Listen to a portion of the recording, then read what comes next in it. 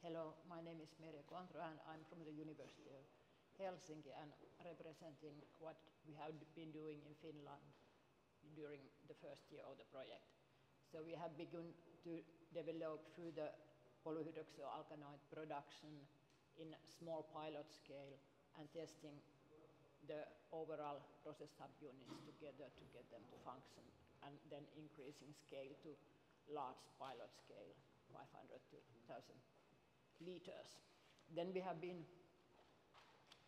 to extract fertilizers, especially we focus on phosphorus because it is precipitated in Finland with ferrous sulfate, and we are not able to utilize it in the same way as when phosphorus is recovered biologically.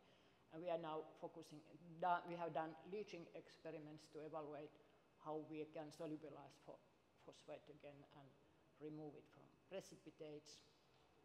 And now we continue to evaluate mass balances of all measurements and evaluate what is the best way to continue. And we have good collaboration with stakeholders to get this process further.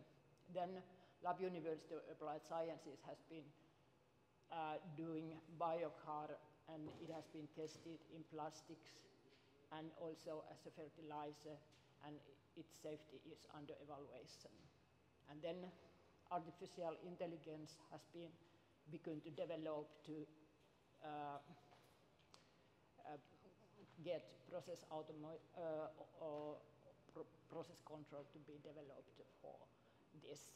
The final aim is to make wastewater treatment to biorefinery where all possible raw materials are extracted for further recycling.